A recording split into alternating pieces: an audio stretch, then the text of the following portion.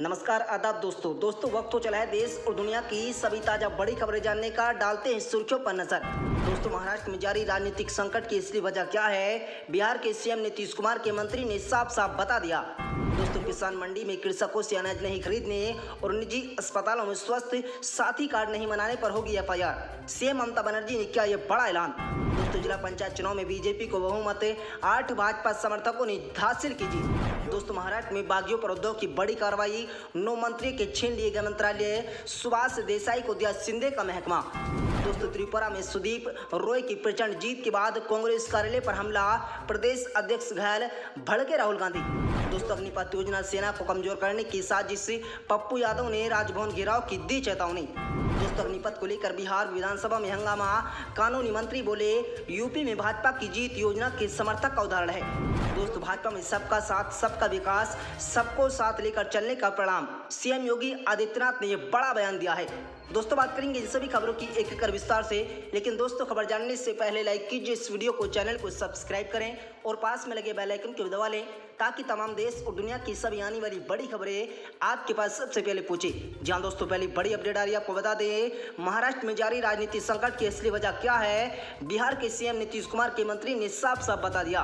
दोस्तों, महाराष्ट्र की महाविकास आघाड़ी सरकार इन दिनों गंभीर संकट से गुजर रही है। इसकी वजह शिवसेना में बगावत बताई जा रही है। एकनाथ शिंदे के नेतृत्व में बागी विधायकों ने उद्धव ठाकरे के खिलाफ मोर्चा खोल दिया है। दोस्तों, सभी गुवाहाटी चले गए हैं। राज्य में असमंजस की स्थिति है। अब पूरा मामला सुप्रीम कोर्ट पहुंच गया है। दोस्तों, इसी बीच बिहार के मुख्यमंत्री नीतीश कुमार के जल संसाधन एवं सूचना व जनसंपर्क मंत्री संजय कुमार झा ने महाराष्ट्र संकट की असली वजह लोगों को बताई। उन्होंने बिहार और महाराष्ट्र की तुलना की है। सीएम नीतीश कुमार के सबसे अधिक समय तक बिहार का मुख्यमंत्री बने रहने का राज बताया। दोस्तों, इसी के साथ ही उन्होंने वर्तमान एनडीए सरकार के भविष्य को लेकर भी टिप्पणी की। दरअसल रविवार को जल संसाधन व सूचना व जनसंपर्क मंत्री संजय कुमार झा दरभंगा जिले के बहादुरपुर प्रचंड पहुंचे थे। यहां उन्होंने ओझो गांव में खिरदोई नदी के दाएं किनारे कटाव निरोक्ष कार्य का उद्घाटन किया। इसके बाद उपस्थित लोगों को संबोधित किया।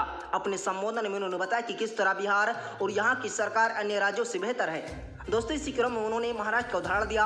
कहा कि महाराष्ट्र वर्तमान में एक राजनीतिक संकट से गुजर रहा है, बेसमझी की स्थिति है। ये सब परिवारवाद की पार्टी की वजह से है। एक परिवार की पार्टी ही सरकार चला रही है। लोगों ने अब उनको नकारना शुरू कर दिया है। वे सही अर्थ में लोकतांत्रिक व्यवस्था चाहते हैं। इस तरह की पार्टी अब चलाने वाली नहीं है। दोस्तों, संजय कुमार झा ने कहा है कि जेडीयू में परिवारवाद की कोई जगह नहीं है। इसीलिए बिहार में लगातार विकास के काम हो रहे हैं, नई गाथाएं लिखी जा रही हैं। सीएम नीतीश कुमार का उदाहरण देते हुए उन्होंने कहा है कि बिहार में वे सबसे अधिक समय से मुख्यमंत्री हैं। इसके बावजूद अपने परिवार व रिश्तेदारों के किसी भी व्यक्ति को राजनीति में आगे नहीं बढ़ाया। उनके लिए सेवा ही धर्म है। पूरा बिहार ही परिवार है। मंत्री ने वर्तमान एनडीए के भविष्य को लेकर जारी अटकलों को पूरी तरह से खारिज कर दिया है। कहा है कि सरकार अपना कार्यकाल पूरा करेगी। कोई सरकार गिरने का सपना देख रहा है तो वे सपना न देखे, निराश होगा। जल संसाधन मंत्री संजय कुमार झा ने कहा कि मिथिलांचल को बाढ़ के कुप्रभाव से मुक्त कराने की दिशा में परिवर्तन सरकार लगातार काम कर रही है। सीएम नीतीश कुमार की यहाँ प्राथमिक और प्राथमिकताएं में शामिल हैं। जहाँ दोस्तों अगली बड़ी अपडेट आ रही है, आपको बता दें सीएम ममता का बड़ा ऐलान। सीएम ममता ने कहा कि कृषि किसान मंडी में कृषकों से अनाज नहीं खरीदने और निजी अस्पतालों में स्वास्थ्य साथी कार्ड नहीं बनाने पर होगी एफआईआर। दोस्तों, पश्चिम बंगाल की मुख्यमंत्री ममता बनर्जी किसानों के प्रति प्रशासन के रवैये और नर्सिंग होम में स्वास्थ्य बीमा योजना, स्वास्थ्य साथी कार्ड स्वीकार नहीं करने पर कड़ा रुख अपनाया है। सीएम ममता बनर्जी ने सोमवार को बर्धमान की सभा को संबोधित करते हुए कहा है कि यदि किसान मंडी में कोई किसानों से अनाज नहीं खरीदता तो उसके खिलाफ एफआईआर करे। इसके साथ ही सीएम ममता बनर्जी के बार अपील करने के बावजूद निजी नर्सिंग होम स्वास्थ्य साथी कार्ड पर इलाज नहीं कर रहे हैं। दोस्तों, सीएम ममता बनर्जी ने स्वास्थ्य भवन को निर्देश दिया और स्वास्थ्य साथी कार्ड पर इलाज नहीं करने वाले प्रोजेक्ट अस्पताल के खिलाफ एफआईआर दर्ज करने के लिए कहा है। दोस्तों, मुख्यमंत्री ममता बनर्जी ने राज्य के 79 लाख किसानों के बैंक खातों में कुल 2,365 करोड़ रुपए की सहायता देने की घोषणा की। ममता ने सोमवार को वरदान में खरीफ सीजन के दौरान कृषक बंधु परियोजना नई के साथ किसानों की मदद के लिए आयोजित एक समारोह में कहा है कि मैंने यहाँ बटन दबाया और यहाँ 79 लाख किसानों के बैंक खाते में पहुंच गया। खरीफ सीजन के दौरान पैसा उनके बैंक खातों में पहुंचा दिया गया। दोस्तों, ममता बनर्जी ने किसान मंडी पर लगे विभिन्न आरोपों के मद्देनजर कहा है, CSDM है, कोल्ड स्टोरेज वाले लोग हैं। शिकायतें आ रही हैं, धान को किसान मंडी ले जाने पर वापस कर दिया जाता है। यदि किसान मंडी से लौटा दिया जाता है तो BDO कार्यालय जाएं, थाने जाकर प्राथमिकता दर्ज कराएं ताकि कोई किसान धान वापस न लेकर आए, उसे जिम्मेदारी लेनी होगी। ऐसे मामले बाकुंडा में सामने आए थे। हमने कार्रवाई की है। कृषि बंधु परियोजना पर टिप्पणी करते हुए ममता बनर्जी ने कहा है कि हम सिर्फ बात नहीं करते, हम काम भी करते हैं। मैंने सिंगूर में किसानों के लिए 28 दिन का उपवास रखा है। भाजपा का किसान विरोधी रवैया रहा है। किसान आंदोलन में मैं सबसे पहले उनके खिलाफ खड़ी हुई थी। हमारे राज्य में किसानों की आय 3 गुना हो गई है। यहाँ फसलों के अच्छे दाम भी मिलते हैं। दोस्तों, मुख्यमंत्री ममता बनर्जी ने कहा है कि अगर नर्सिंग होम स्वास्थ्य साथी कार्ड पर इलाज नहीं करता है तो उसके खिलाफ थाने जाएं, FIR कराएं। मैं पुलिस को उसके खिलाफ कार्रवाई करने का, तुरंत स्वास्थ्य विभाग को कार्रवाई करने का आदेश दे रही हूँ। दोस्तों, अगली बड़ी अपडेट आ रही है, आपको बता दें, जिला पंचायत चुनाव में बीजेपी को बहुमत, 8 भाजपा समर्थकों ने हासिल की जीत। दोस्तों, जिला पंचायत चुनाव में बीजेपी बहुमत की ओर आगे बढ़ रही है। मतगणना पर्ची के आधार पर जिला पंचायत के वार्डों में 8 बीजेपी समर्थकों ने बड़ी जीत हासिल कर ली है। दोस्तों, 4 सीटें कांग्रेस ने और 1 निर्दलीय ने जीती है। कांग्रेस का दावा है कि उसकी 5 सीटें हैं। जीतने वाला निर्दलीय भी कांग्रेस का कार्यकर्ता बताया जा रहा है। हालांकि चुनाव परिणाम की अधिकृत घोषणा 14 जुलाई को की जाएगी, लेकिन मतदान केंद्रों पर वोटों की गिनती की गई थी, जिसमें सरपंच, जनपद पंचायत और जिला पंचायत के प्रत्याशियों को मिले मतों की संख्या एक अधिकृत पर्ची के बनाकर बताई गई। दोस्तों, हर मतदान केंद्रों से मिली मतगणना पर्ची के आधार पर प्रत्याशियों ने अपने मतों की गिनती की है, जिसमें हार जीत का आंकलन किया गया है। दोस्तों, जिला पंचायत की 13 सीटों में जीतने वाले 8 OBC वर्ग के हैं। सिर्फ इतना ही नहीं, 7 सामान्य सीटों पर OBC के 6 प्रत्याशी जीते। दोस्तों, जीतने वाली 3 महिलाएं अनुसूचित जाति की हैं। इन्हीं में से एक को अध्यक्ष बनाया जाएगा। बीजेपी ने अपना पार्टी का अध्यक्ष बनाने की तैयारियां शुरू कर दी हैं।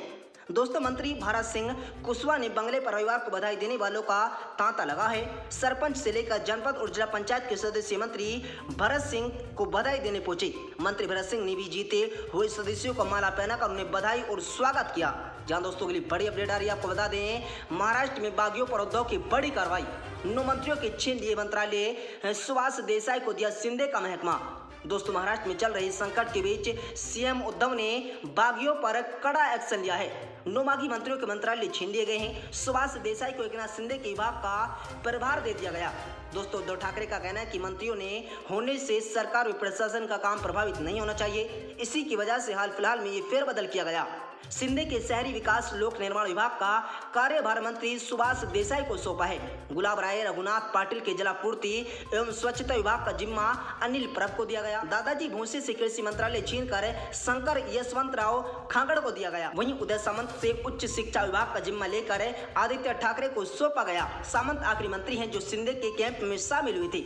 हालांकि उद्धव ठाकरे का दिखने की कोशिश है कि असली बॉस वही है, लेकिन दूसरी तरफ शिंदे गुट मजबूत होता जा रहा है। एकनाथ शिंदे का कहना है कि महाविकास आघाड़ी MVA गठबंधन में सदन में बहुमत खो दिया है। शिवसेना विधायक दलों के 39 सदस्यों ने सरकार से अपना समर्थन वापस ले लिया, लिहाजा उद्धव सरकार का कोई मतलब नहीं। दोस्तों, उद्धव ठाकरे सरकार और शिवसेना के खिलाफ चल रही लड़ाई अब सुप्रीम कोर्ट की दहलीज पर जा पहुंची है।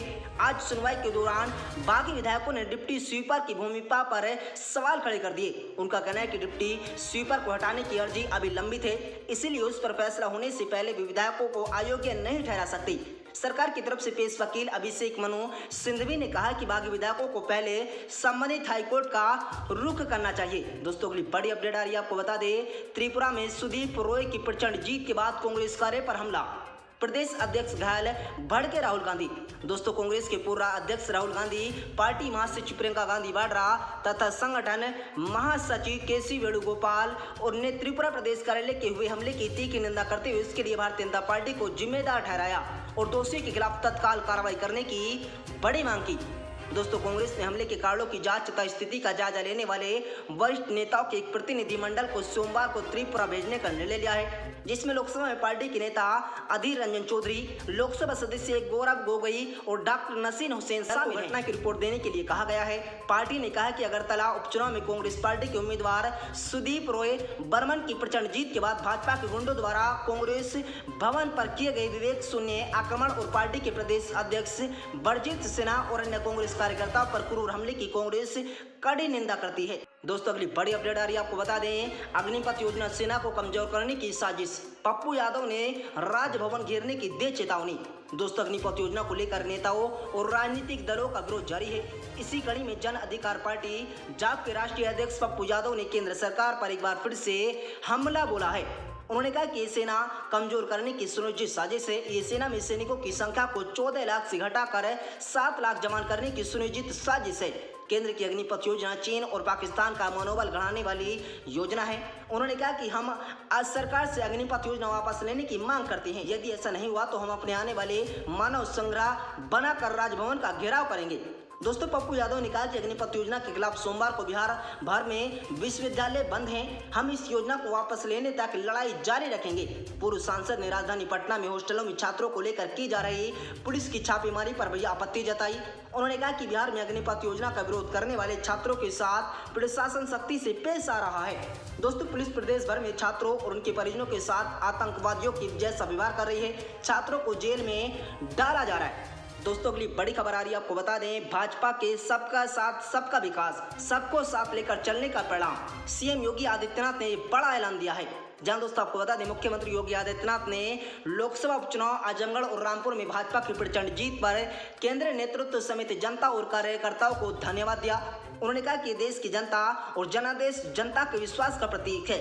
उत्तर प्रदेश को आगे ले जाने पर मोहर है। जनता ने प्रदेश में 2024 के विजय श्री के लिए दूरगामी संदेश दिया है।